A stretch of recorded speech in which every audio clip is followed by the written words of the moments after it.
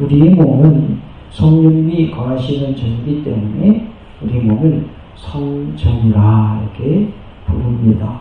우리의 몸을 거룩하게 보존하는 우리의 삶이 되어야 할 줄로 믿습니다. 너희는 무엇이라고 하셨는가? 살펴보므로 큰 은혜가 임하는 복된 시간 될 줄로 믿습니다. 너희는 하나님의 성전이다 라고 말씀합니다. 16절에 너희는 너희가 하나님의 성전이고 하나님의 성령이 너희 안에 계신 것을 알지 못하느냐라고 말씀하십니다. 다같이 16절 말씀 하나님 말씀 받겠습니다. 너희는 너희가 하나님의 성전이고 하나님의 성령이 너희 안에 계신 것을 알지 못하느냐. 아멘. 너희는 하나님의 성전이다 라고 말씀하고 있습니다. 왜냐하면 하나님의 성령이 우리 안에 계시기 때문입니다. 여기에 내 몸은 그냥 내 몸이 아니라 성령님이 내 안에 거하시기 때문에 나는 성전이 되는 줄로 믿습니다. 그러기에 우리는 거룩한 삶을 살아야 할 줄로 믿습니다. 그것은 하나님의 속성입니다. 성결된다, 구별된다, 그런 의미가 거룩의 의미입니다. 여기에 우리의 몸을 하나님이 기뻐하시는 모습으로 하나님께 드리기를 원합니다. 죄짓는 자리에 가지 말아야 하겠고 우리의 몸을 함부로 사용해도 안 될 줄로 압니다. 물론 건강은 하나님이 주시는 것인데 내가 몸을 잘 관리 못해가지고 내 몸이 아프게 되었다면 그것 또한 하나님의 성전인 내 몸을 관리하지 못하는 것이 됩니다.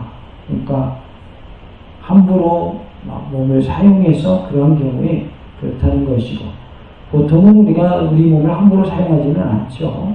그런데 그런 경우에도 하나님의 성전인 내 몸이기 때문에 하나님의 성령께서 거하시는 전인 내 몸을 함부로 하면 그것이 옳지 않은 모습이 되는 것이죠. 특별히 죄 짓는 자리에 가는 것은 하나님이 용납지 않으시고 하나님이 또 싫어하시죠. 우리가 우리의 몸을 거룩한 몸으로 하나님께 드리기를 원하고 특별히 우리는 하나님의 성전이라고 하시면서 무엇을 말씀하셨냐면 우리는 예수님 안에서 하나다라고 말씀하고 있습니다. 그래서 우리는 하나인 거룩한 공동체다. 다시 해봅시다. 우리는 예수님 안에서 하나입니다. 우리는 하나다 그 말이에요. 그래서 결코 우리는 깨어져서는 안 된다. 둘이 돼서도 안 되고 셋이 돼서도 안 된다. 하나가 되어야 한다 하는 것을 말씀해 주고 있습니다. 그래서 분쟁이 없는 하나 되는 거룩한 공동체를 이루는 우리 교회가 되고 우리 모두가 되기를 간절히 원합니다. 분쟁이 없는 하나 되는 거룩한 공동체. 네, 분쟁이 없어야 돼요. 분쟁이 없는 거룩한 하나님의 공동체가 되어야 된다. 하나 되는 거룩한 공동체가 되어야 된다. 그래서 우리는 하나 되는 거룩한 공동체가 되기 위해서는 분쟁이 없어야 한다. 쉽게 얘기하면 싸우지 말아야 된다. 다투지 말아야 된다. 하나가 되어야 한다. 하는 것을 말씀해 줍니다. 20절에 보니까 또 주께서 지혜 있는 자들의 생각을 헛것으로 아신다 하셨느니라라고 말씀을 합니다. 20절은 구약에서 인용한 두 번째 부분으로서 시편 94편 11절의 인용입니다. 생각은 사람의 마음속에서 일어나는 논리 과정까지 포함하고 주로 악한 뜻을 품는 것으로 이해되는 경우가 많습니다. 20절에서는 소위 지혜 있다고 하는 자들의 모든 생각이란 주님께서 충분히 파악하실 수 있는 것인데 그들의 지혜가 주님 앞에서는 헛것에 지나지 않는다라는 것을 말씀하고 있어요. 헛것으로라고 했는데 이것은 쓸모없는, 열매 없는 공허한 무익한이라는 뜻입니다. 사람이 지혜롭다 하나 하나님 앞에서는 그 지혜가 별거 아니다 그 말이죠. 그래서 사람의 지혜는 헛것이 될 수 있는 그런 모습인데 쓸모없고 열매 없고 공허하고 무익한 모습이 될 수 있다라는 의미로서 본문에서는 인간 스스로의 계획은 허탄한 것에서 나온 것이므로 아무런 결과도 기대할 수 없다는 것을 가르치고 있어요. 그래서 우리 인간 스스로의 계획은 허탄한 것일 뿐이다라는 것을 말씀하고 있습니다. 그래서 우리는 하나님의 계획과 하나님의 뜻을 먼저 깨달아 알고 하나님의 계획, 하나님의 뜻을 이루어가는 삶이 되어야 할 줄로 믿습니다. 그러할 때 우리의 생각, 우리의 계획은 허탄한 것이 되지 아니하고 헛것이 되지 아니하고 의미 있는 것이 될 줄로 믿습니다. 그들이 아무리 악한 계획을 세운다 해도 영구적으로 영향을 끼칠 수 없고 비록 그 생각이 일시적으로 선한 것이 있다고 해도 결국 무익한 것으로 돌아가고야 만다라는 의미를 가지고 있습니다. 21절 그런 줄 누구든지 사람을 자랑하지 말라고 말씀을 하고 있어요. 그런즉이라는 말은 앞부분에서 언급한 내용에 대한 결론을 맺을 때에 사용되곤 하였습니다. 그래서 앞의 내용에 대한 결론을 맺을 때 그런즉 이렇게 표현했다는 거예요. 그 결론이 뭐예요? 누구든지 사람을 뭐하지 말아라, 자랑하지 말아라 라고 말씀합니다. 21절에서는 명령형 동사 자랑하지 말라와 함께 쓰여서 바울이 18절부터 20절까지의 내용을 공고하면서 동시에 요약을 하고 있음을 알 수 있습니다. 고린도 교인들은 지혜를 사모하는 것 때문에 어떻게 되냐면 교만해졌다는 말이에요. 그리고 그들이 따르는 지도자들의 이름을 힘입어서 헛된 자랑에 빠졌어요. 그러나 이제 그러한 현상의 세기를 받고 분열을 방지하라라는 명령입니다. 그래서 사람을 자랑하지 말라라는 의미는 지도자들이 있잖아요. 네 파로 지금 나뉘어져 있잖아요. 바울파가 있고 게바파가 있고 아볼로파가 있고 그리스도파가 있잖아요. 예수를 뺀 나머지는 다 사람이죠. 사람 지도자들이잖아요. 그래서 사람을 자랑하지 말라라는 것은 지도자를 중심으로 서로 나뉘어져서는 안 된다. 너희들이 이렇게 흩어지면 안 되고 성령님께서 하나 되게 하신 것을 힘써 지키는 모습이 되어야 된다. 너희는 원래 하나였다. 그러니 하나 되는 모습으로 하나님의 나라를 이루어 가라라고 말씀하고 있는 것입니다. 21절에 만물이 다 너희 것이니라라고 말씀을 하고 있습니다. 헬라어 본문에 접속사 가르를 사용하고 있는데 앞 구절의 본면에 대한 정당한 근거를 제시하기 위해서 사용하고 있어요. 왜냐하면 그런 의미거든요. 이제 바울은 독자로 하여금 시야를 만물에 돌리게 합니다. 만물이 다 너희 것이다. 그리고 너희는 사람을 자랑하지 말아라. 이렇게 표현을 하고 있어요. 만물은 하나님의 피조세계 전체를 가리키고 있는데요.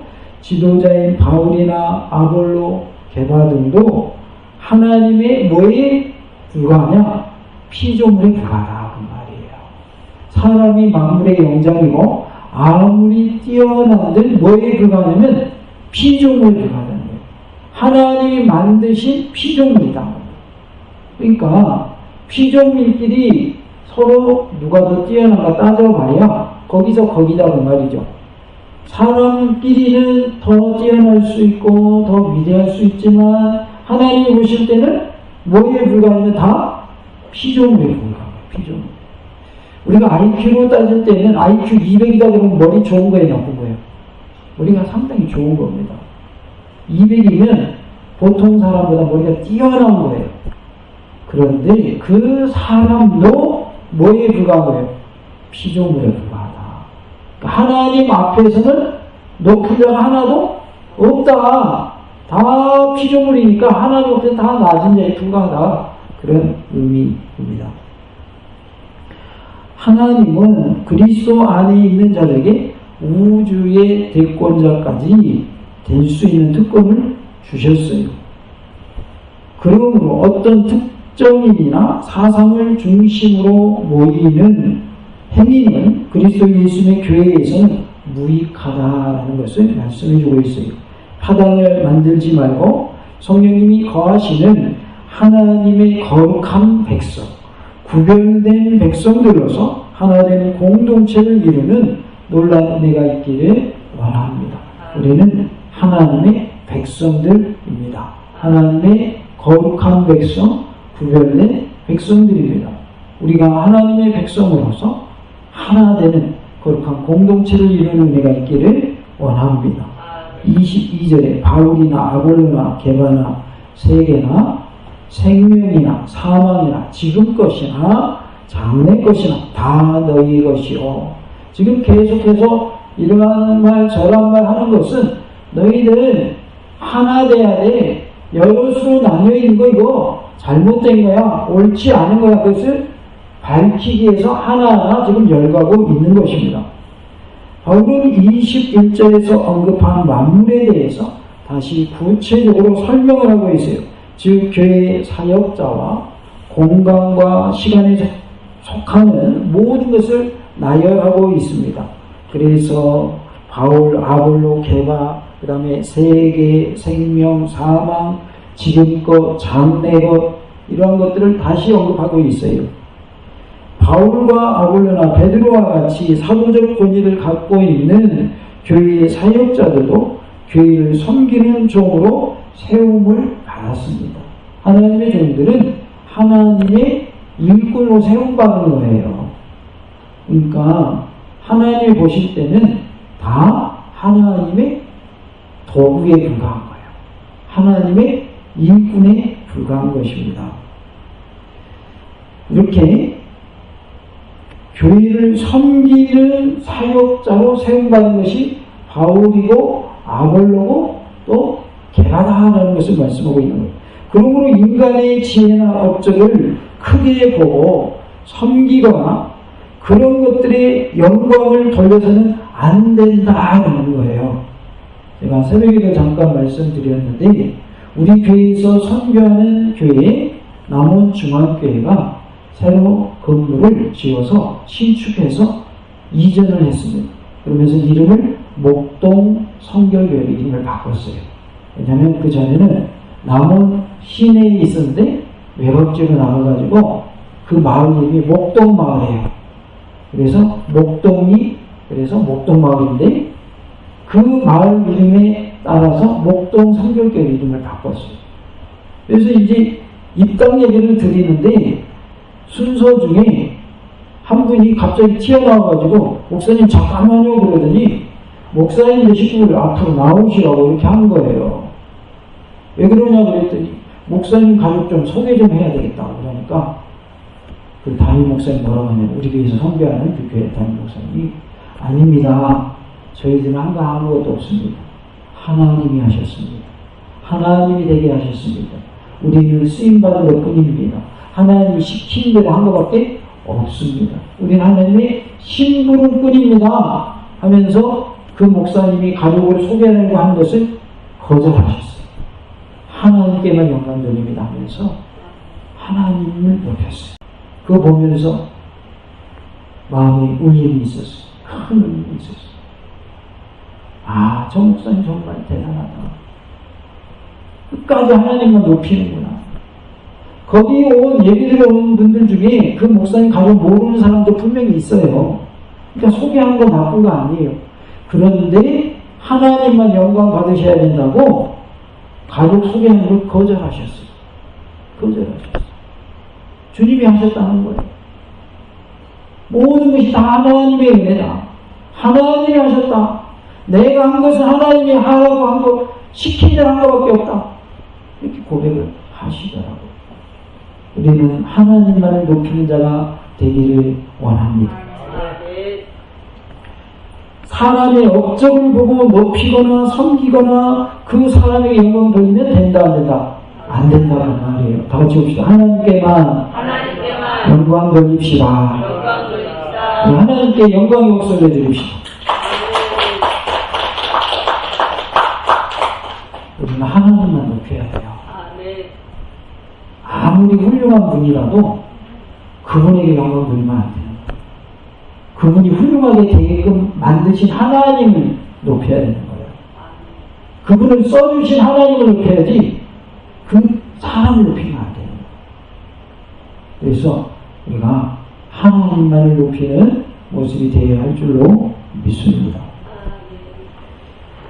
그러면 왜 사람을 섬기고 사람에게 영광을 돌리고 하는 것을 하면 안 되는가? 사람을 높이는 일을 하면 안 되는가?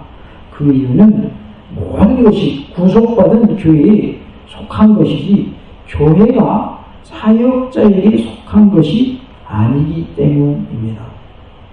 또한 가시적인 세계인 우주나 사람에게 궁극적인 가치를 부여할 수 있는 생명이나 사망도 그리고 역사를 종속시킨 것처럼 보이는 시간의 흐름도 구원받은 백성을 위한 하나님의 목적과 계획에 관련되어 있다는 것을 우리는 기억해야 합니다.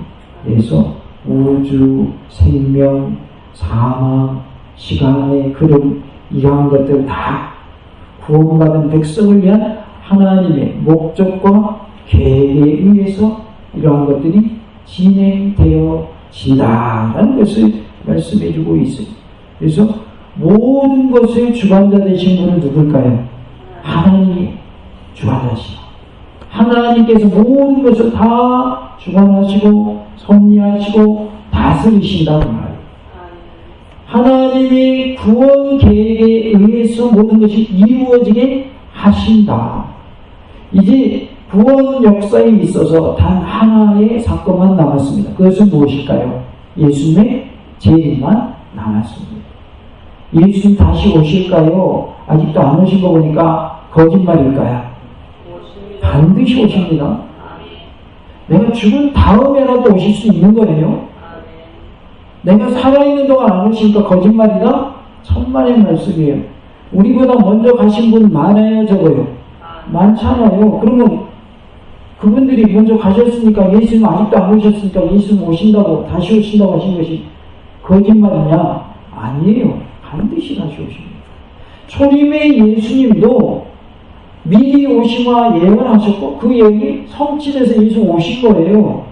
그러면 초림의 예수님 오시기 전에 죽은 사람들이 있는데 그분들이 살아있는 동안 초림의 예수님 안 오셨으니까 예수님 오신다고 하신 것이 거짓말이었나요?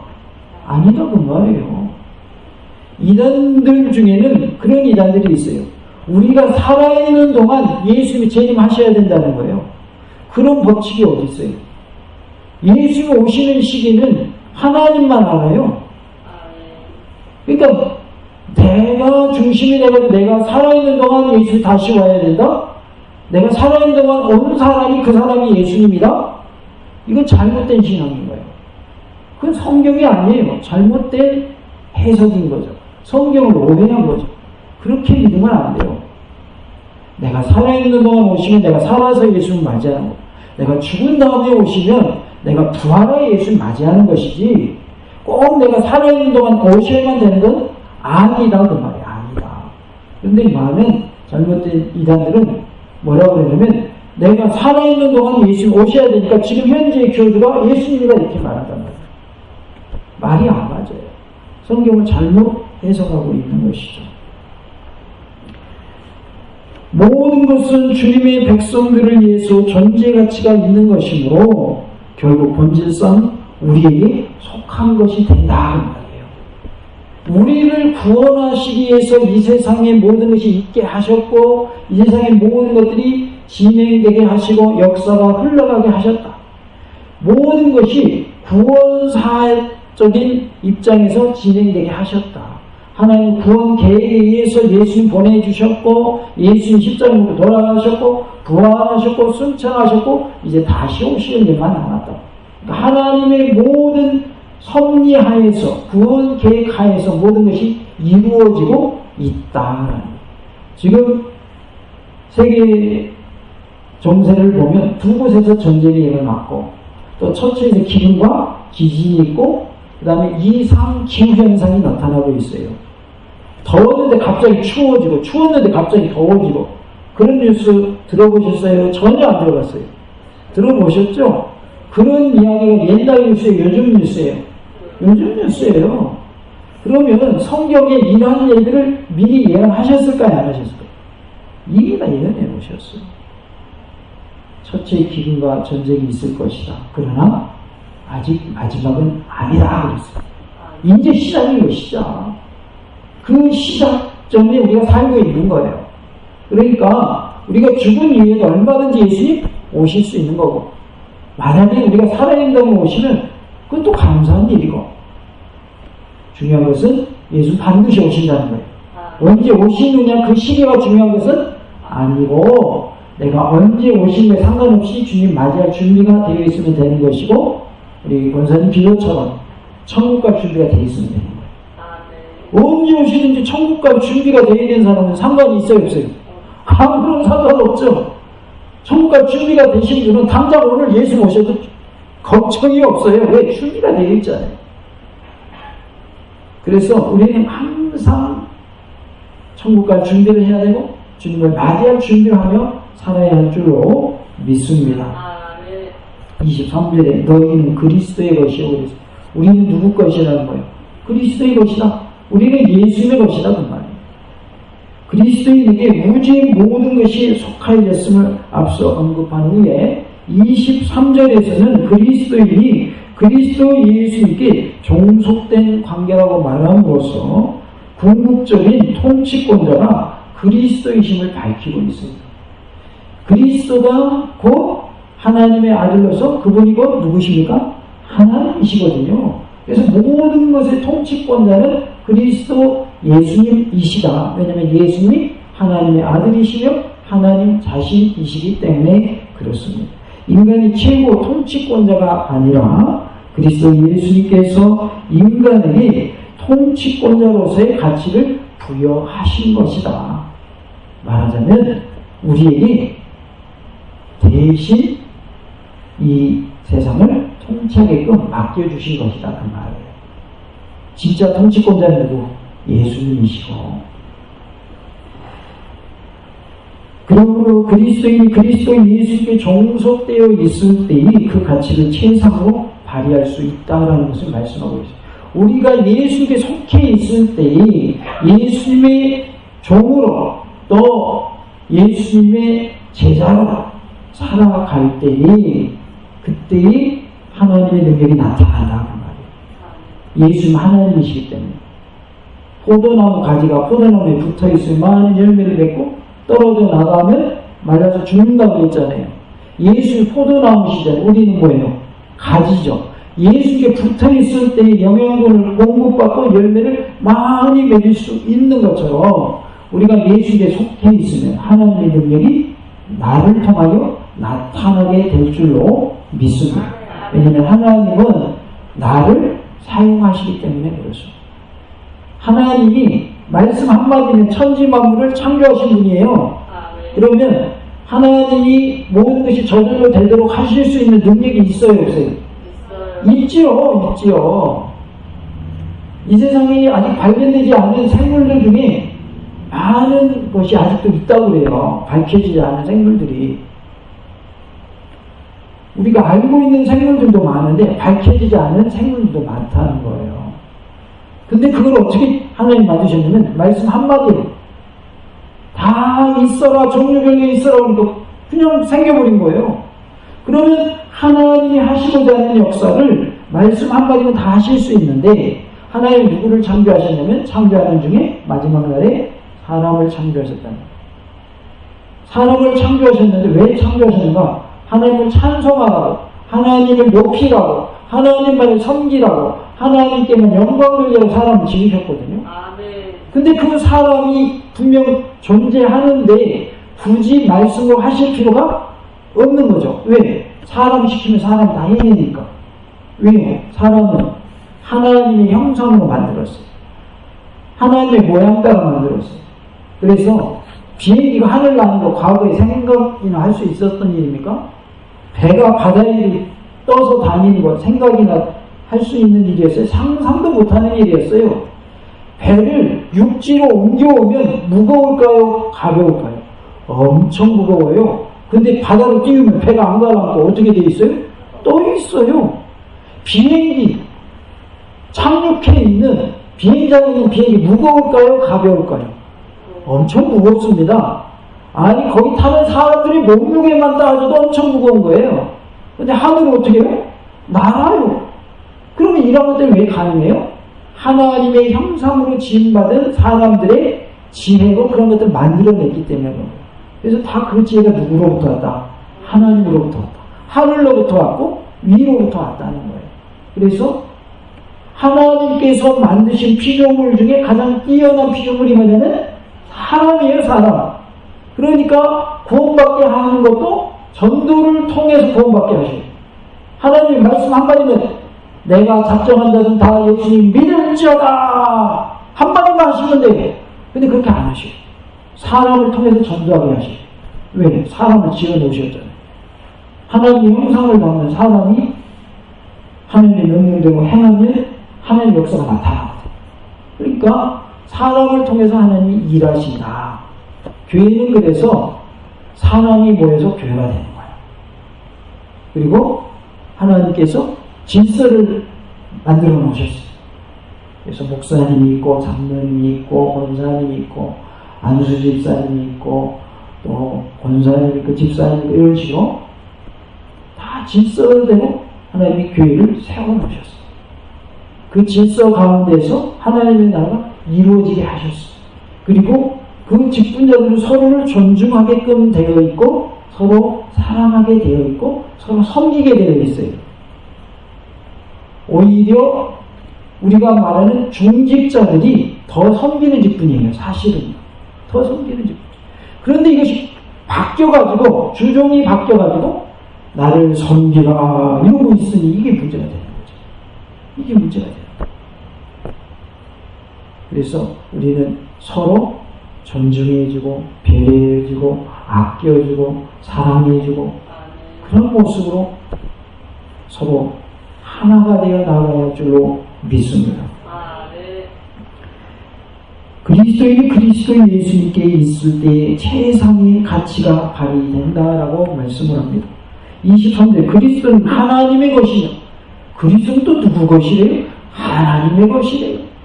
성도들이 그리스도에게 종속된 근거는 그리스도 예수님께서 하나님 아버지의 명령과 의지에 순종하여서 그 보상으로 영광의 자리에 앉게 되었다는 사실과 관련되어집니다. 하나님이시면서 하나님의 아들로 이 땅에 오신 예수님께서 하나님 아버지의 명령에 순종해요, 불순종해요? 순종하잖아요. 그 모습을 통해서 우리도 하나님의 말씀에 뭐 할 것을 보여주신 거예요? 순종할 것을 보여주신 것이죠. 그리스도는 우리로 하여금 약속하신 나라를 유업으로 받게 하고 구원 얻게 하시려고 이 세상에 보냄을 받으셨습니다. 그러므로 그리스도는 완전한 하나님의 보내심을 받은 아들로서 완전한 순종을 이루시고 모든 통치권을 이양받으셨습니다. 마태복음 28장 18절에 예수께서 나와 말씀하여 이르시되 하늘과 땅의 모든 것을 내게 주셨으니 라고 말씀하고 있습니다. 하나님께서 하늘과 땅의 모든 권세를 누구에게 주신 거예요? 예수에게 주신 거예요. 예수는 또 누구에게 주신 거예요? 믿는 자들에게 주신 거예요. 그래서 믿는 자들이 기도하면 병든 자가 낫고 귀신 들린 자가 귀신에서 노임받게 되는 거예요.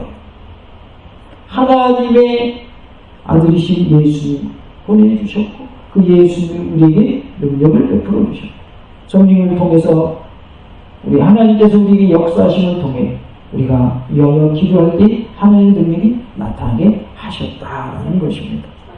그리스도께서는 완전한 하나님으로서 성부 하나님의 의지와 일치하게 통치권을 행사하심으로 교회가 한 분 그리스도께 속하여 있는 것은 곧 하나님께 속하여 있는 것이 되는 것입니다. 그래서 우리가 예수께 속해 있다라고 하는 것은 우리가 하나님께 속해 있다라는 뜻입니다.